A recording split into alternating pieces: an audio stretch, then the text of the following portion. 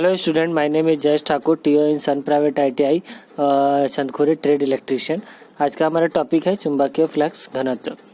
हमने पिछले क्लास में देखा था चुंबकीय फ्लक्स वो जो कितने क्या होता है ना। तो अगर चुंबकीय क्षेत्र में कोई चुंबकीय बल रेखाएं लंबवत तल में गुजरती हैं तो उसे क्या कहते हैं? चुंबकीय फ्लक्स कहते हैं। जैसे कि हमने पढ़ा था, इसका मात्रक वेबर होता है। इसे हम लोग फाई से या फिर फाई से हम लोग उसको शो करते हैं, ठीक है। और इसे मैक्सवेल भी बोलते हैं, ऐसा नहीं कि वेबर ही बोलते हैं, इसको मैक्सवेल भी बोलते हैं। दूसरा हम उसमें देखा था चुंबकीय फ्लक्स घनत्व। हम देखते हैं चुंबकीय फ्लक्स घनत्व क्या होता है कि वही है कि जहां पर चुंबकीय बल रेखाएं लंबवत तल के इकाई क्षेत्रफल में गुजरने वाली बल रेखाओं की संख्या चुंबकीय फ्लक्स का घनत्व कहलाती है। मतलब बहुत सारे अगर चुंबकीय बल रेखाएं लंबवत तल से अगर गुजर रही है तो उसे कहते हैं चुंबकीय फ्लक्स घनत्व, ठीक है। बहुत सारी अगर बल रेखाएं हैं, अगर वो गुजरती हैं तो उसे कहते हैं चुंबकीय बल रेखाएं, चुंबकीय क्षेत्र कहते हैं, उसे कहते हैं, ठीक है। इसे बी से प्रदर्शित करते हैं। क्या करते हैं? इसे बी से प्रदर्शित करते हैं। चुंबकीय फ्लक्स घनत्व बी बराबर क्या हो जाता है? फाई बटा ए हो जाता है। क्या हो जाता है? फाई बटा ए, है ना। फाई का वही है, हम पढ़े थे अभी। फाई बराबर चुंबकीय फ्लक्स बोलते हैं, ए बराबर तो उसका क्षेत्रफल बोलते हैं, इसे मीटर स्क्वायर बोलते हैं, है ना। जैसे कि यहाँ पर एक क्वेश्चन देता है, क्वेश्चन अगर पूछता है आप लोगों से, यहाँ से एक मिनट है।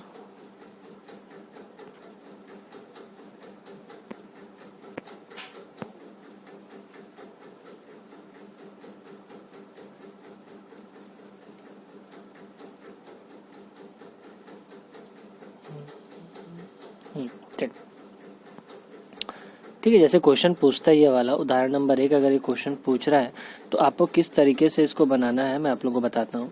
जैसे देखो यहाँ पर क्या बोलेगा, आपको बस ये बोलेगा कि घनत्व तो निकालना है, चुंबकीय फ्लक्स घनत्व तो निकालना है, मतलब बी का मान निकालना है।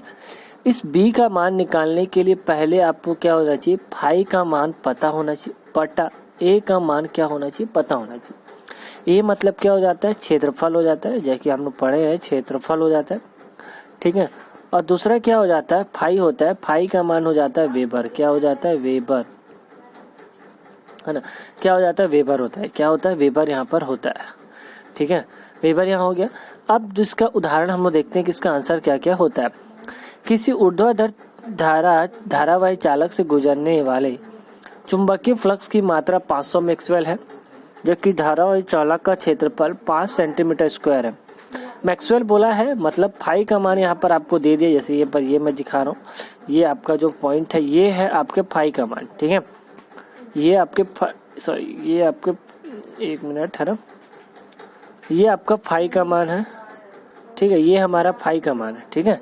ये हमारा फाई का मान है और ये जो हमारा ये वाला पॉइंट है, ठीक है, ये जो पॉइंट है ये हमारा किसका? ए का मान है। ये फाई का मान हो गया, ये ए का मान हो। तो हमें फॉर्मूला क्या निकालना है? फॉर्मूला है हमारे पास बी है, इसे बोलते हैं फ्लक्स घनत्व। उससे आपको निकालना है तो जो फ्लक्स घनत्व जो निकलेगा उसे गॉस से प्रदर्शित करते हैं, गॉस बोलते हैं।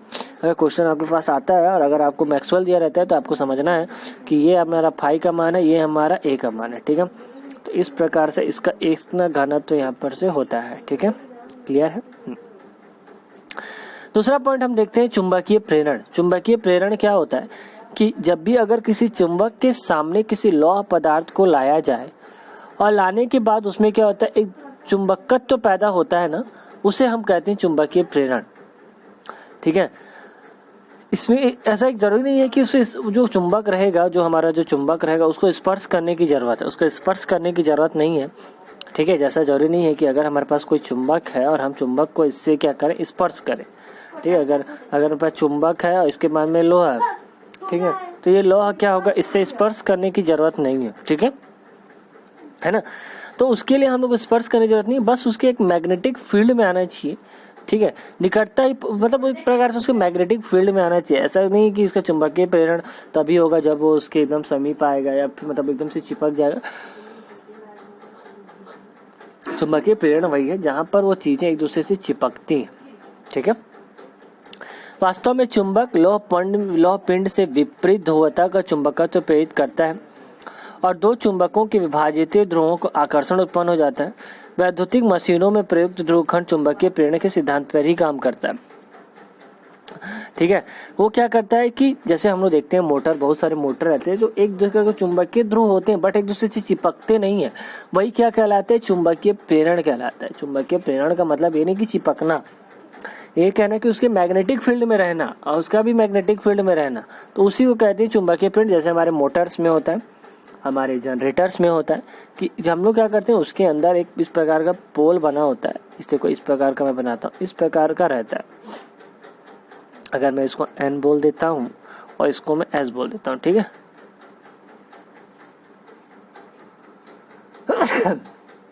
इसको मैं N बोल देता हूँ और इसको S बोल देता हूँ। N और S बोलने के चक्कर में अगर मैं इसके में कोई पिंड को रख, लोहे के पार्ट को रख दिया, तो यहाँ पर उसका मैग्नेटिक फील्ड तो है, लेकिन ये नहीं कि ये दोनों चिपक गए हैं, ठीक है। मैग्नेटिक फील्ड है लेकिन ये नहीं कि दोनों चिपक गए, ये चीज़ों को आपको याद रखना है, ठीक है। चिपके नहीं है, दोनों एक फील्ड में है, उसी को चुंबकीय प्रेरण का सिद्धांत कहते हैं, ठीक है। ठीक है, देखो क्या होता है, अब हम देखते हैं हमारा जो नेक्स्ट पॉइंट है चुंबकीय परिपथ। चुंबकीय परिपथ क्या होता है? चुंबकीय परिपथ उसे कहते हैं जो एक बंद रेखाएं होती हैं, जैसे कि हम यहाँ पर देख रहे हैं, ये है हमारा चुंबकीय परिपथ, ये देखो, ठीक है, दिख रहा है सबको, यही है हमारा चुंबकीय परिपथ, जो यहाँ पर से क्या एकदम एटलीस्ट पूरा बंद है ये, ठीक है, पूरा बंद है ये। चुंबकीय परिपथ वही है जो पूरा एक तरीके से बंद है, ठीक है। इसी को बोलते हैं चुंबकीय परिपथ या मैग्नेटिक सर्किट बोलते हैं, जहां पर क्या होता है, चुंबक के अंदर दक्षिणी ध्रुव और उत्तरी ध्रुव की ओर होता है, जी वही चुंबक के दक्षिणी ध्रुव से उत्तरी ध्रुव, वही हमें बताया, जो चुंबक के अंदर होता है दक्षिणी से ध्रुव, ठीक है। जैसे अगर मैं ये मैग्नेट को मैं देखता हूँ तो इसके अंदर क्या होता है, ठीक है, इसके अंदर क्या होता है, इसके अंदर जो होता है ना वो S से N की ओर होता है, अब बाहर जो होता है मेरा वो N से S की ओर होता है, ठीक है ना, याद रखना, ठीक है ना, वो इसके अंदर होता है, इसके बाहर नहीं होता है, ये चीजों को आप लोग को यहाँ पर याद रखना पड़ेगा, ठीक है। वही है चुंबकीय बल, वाहक बल किसे कहते हैं? मैग्नेटोमोटिव फोर्स बोलते हैं। अगर किसी चुंबकीय परिपथ में चुंबकीय फ्लक्स को स्थापित करने वाला बल, मतलब क्या है, चुंबकीय परिपथ में चुंबकीय फ्लक्स को स्थापित करने वाला बल चुंबकत्व वाहक बल कहलाता है। क्या कहलाता है? चुंबकत्व वाहक बल कहलाता है, ठीक है। वही याद रखना, चुंबकीय परिपथ में चुंबकीय फ्लक्स को स्थापित करने वाला बल चुंबकत्व वाहक बल कहलाता है ना।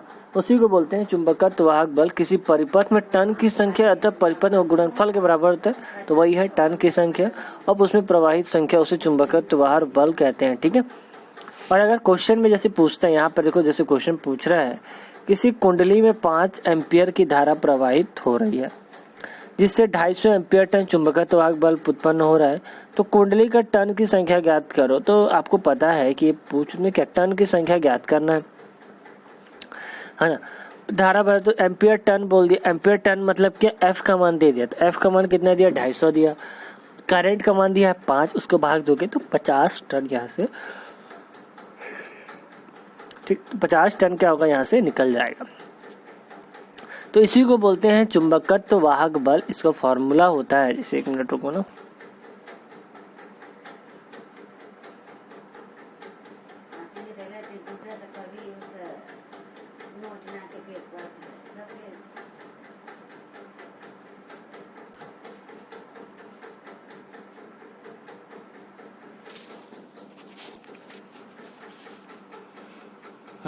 ठीक है। जैसे यहाँ पर देखो, यहाँ पर मैं बता रहा था कि ये जो आपका मान दिया है, ठीक है, ये जो देखो, अब यहाँ पर हम लोग क्या किया, एफ का मान लिखे हैं, दिख रहा है, एफ का मान लिखे है कि नहीं लिखे, लिखे है ना। उसके बाद हम लोगों ने क्या किया, वहाँ पर एफ का मान दिया, एफ का मान जो दिया है ये 250 एम्पियर टन, ठीक है। तो यहाँ पर आपको करना पड़ेगा कि 250 एम्पियर का टन का मान दिया, तो यहाँ पर एफ का मान आप 250 रखो और एन बराबर क्या रखो, 250/5 कर लो तो 50 टन हो जाता है, 250/5 करो और यहाँ क्या हो जाता है, 50 टन हो जाता है, ठीक है। अब आता है रिलक्टेंस, इसको बोलते हैं। रिलक्टेंस में हम लोग क्या बोलते हैं, देखते हैं। विद्युत परिपथ के प्रतिरोध के अनुरूप चुंबकीय परिपथ में चुंबकीय फ्लक्स के मार्ग में उत्पन्न हुई बाधा रिलक्टेंस कहलाती है। इसे आरएम से प्रदर्शित करते हैं। इसका मात्रक एम्पियर टर्न वेबर होता है। जैसे हम लोग रेजिस्टेंस पढ़ते हैं, रेजिस्टेंस क्या करता है कि वो करंट के मार्ग में प्रतिरोध उत्पन्न करता है, लेकिन अगर चुंबक के मार्ग में कोई अवरोध उत्पन्न किया तो उसे बोलते हैं रिलक्टेंस। क्या बोलते हैं? रिलक्टेंस बोलते हैं। ठीक है, तो उसे बोलते हैं रिलक्टेंस। अगर वो चुंबकीय परिपथ के मार्ग में दोष उत्पन्न कर रहा है तो उसे बोलेंगे रिलक्टेंस। ठीक है ना? देख रहे हो यहाँ पर क्या हो रहा है? आरएम हो रहा है बराबर एफ एम बटा 5। ये चीजें यहाँ पर हो रही है। ये हमारा फॉर्मूला है रिलक्टेंस का। एफ एम का मान बोल सकते हो चुंबकीय वाहक बल जो आपका बहता है। 5 तो चुंबकीय फ्लक्स है, जैसे कि आप लोग यहाँ पर देख रहे हो। तो आपको एकदम सिंपल है, बस आपको फॉर्मूला याद रखना है कि रिलक्टेंस का फॉर्मूला क्या है। रिलक्टेंस क्या है? प्रतिरोध की तरह ही है। जैसे हम लोग करंट में धारा देते हैं और धारा देने के बाद उसके मार्ग में कोई अवरोध उत्पन्न होता है, सेम टू सेम यही है, कोई अलग नहीं है, सेम टू सेम वही है। लेकिन वो चुंबकीय फील्ड में काम करते हैं, ये विद्युत धारा के फील्ड में काम करते हैं। उसको भी हम आर से प्रदर्शित करते हैं, बट यहाँ पर हम इसको आर एम से प्रदर्शित करते हैं। किसे प्रदर्शित करते हैं? आर एम से प्रदर्शित।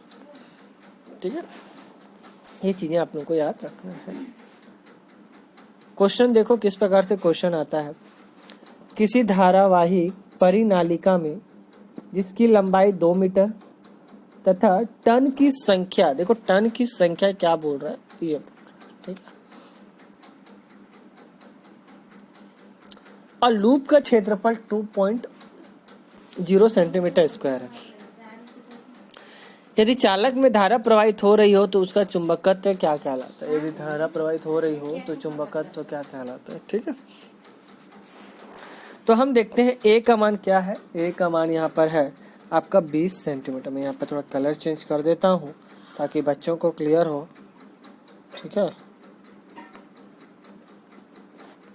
हाँ चलो, अब क्या हो रहा है इसको थोड़ा मिटा देता हूँ मैं, तुम लोग को क्लियर दिखना चाहिए ना। हाँ।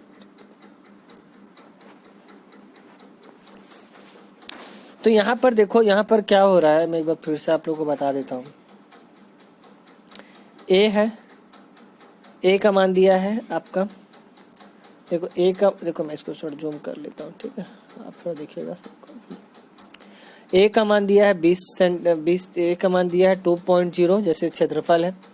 इसको मीटर में कन्वर्ट कर लोगे तो 10 के घात 4 से करोगे तो 1 किलोमीटर, 1 मीटर बराबर 1000 किलोमीटर होता है। सॉरी, हमें 1 किलोमीटर बराबर ना। करंट का मान दिया है, टन दिया है, एल दिया है। ठीक है, तो चुंबकत्व वाहक बल एफएम बराबर क्या हो जाता है? एनआई हो जाता है, जिससे 10 गुणित 5 बराबर 50 एम्पियर टन होता है। उसी को बोलते हैं चुंबकीय फ्लक्स का मान क्या है? फाई है, बी पॉइंट ए। फाई का मान निकालते हैं हम लोग चुंबकीय फ्लक्स में, कैसे निकालते हैं उसका फॉर्मूला वही है ना। तो वहां पर म्यू का नाम हम म्यू का मान रख सकते हैं, वहां से निकाल दोगे, लास्ट में रिलक्टेंस का मान आपका निकल जाएगा, एम्पियर टन प्रति वेबर करके निकल जाएगा। तो यहाँ तक आपको क्लियर याद रखना है। ठीक है।